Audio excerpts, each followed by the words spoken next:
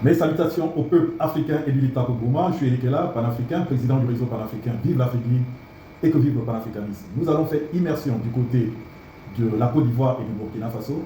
Il y a l'activiste, homme d'affaires, philanthrope qui est décédé, Alino Faso, qui a été arrêté au niveau de la Côte d'Ivoire pour des suspicions de connivence avec une puissance étrangère. Donc la justice ivoirienne soupçonnait Alino Faso de vouloir fomenter un coup d'État. Donc il a été interpellé il y a 7 mois. On n'a pas eu de nouvelles lui depuis bien longtemps. Et là, malheureusement, nous apprenons son décès par un communiqué du procureur général de la Côte d'Ivoire qui annonce que Alino Faso est mort au niveau du camp de gendarmerie dans sa cellule, qu'il a eu une tentative de suicide. Déjà, il a essayé de couper ses veines, puis il nous informe qu'il a pris son bras et il a pu se pendre dans sa cellule. C'est vous dire que tout ça nous met en mémoire parce que cet homme était une personne très bien, qui était aussi un promoteur culturel, comme je vous l'ai dit précédemment. C'était quelqu'un d'exceptionnel qui aidait toujours son prochain. Et le procureur général de la Côte d'Ivoire a dit que les enquêtes seront menées. Mais malheureusement, il y a beaucoup de suspicions au sujet de ce décès. Et c'est pour cette raison que le ministre de la Communication du Burkina Faso est sorti pour exiger qu'on puisse donner le corps à la famille et au niveau du Burkina Faso pour qu'il puisse avoir des funérailles dignes de son rang. Et en même temps, il met des réserves au niveau de la version faite par les autorités ivoiriennes. C'est vous dire qu'il y a une crise diplomatique très grave qui est maintenant entre le Burkina Faso et la Côte d'Ivoire suite au décès de ce grand homme philanthrope, sympathique, altruiste, qui est mort dans des circonstances désastreuses. Et nous présentons toutes nos condoléances à sa famille biologique, au peuple burkinabé, à tous qui l'ont approché et aimé. Et je dirais pour conclure que nous ne voulons plus voir l'Afrique avec de telles aberrations.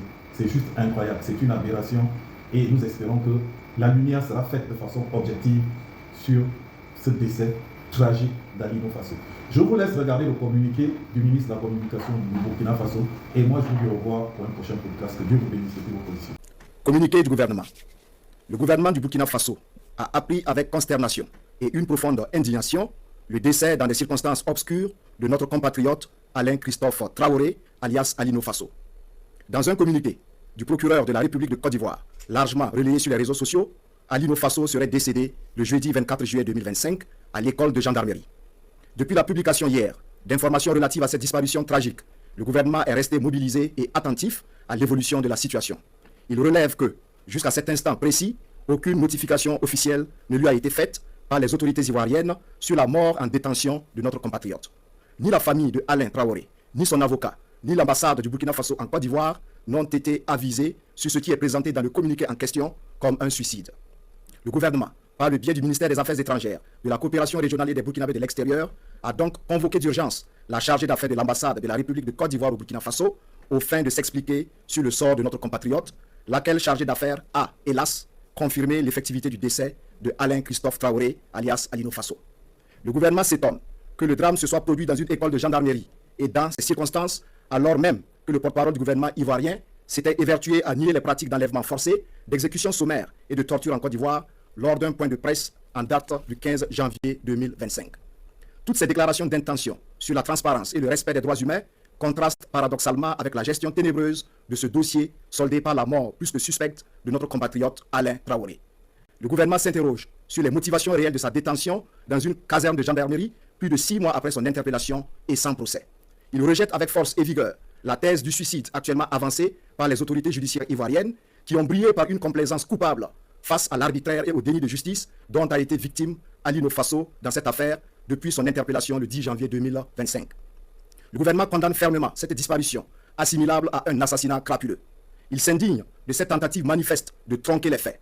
En effet, alors que le décès aurait été constaté le jeudi 24 juillet, il a fallu 72 heures pour que l'information soit portée dans l'espace public sur la foi d'un communiqué du procureur de la République près le tribunal de première instance d'Abidjan, dont l'authenticité était difficile à établir.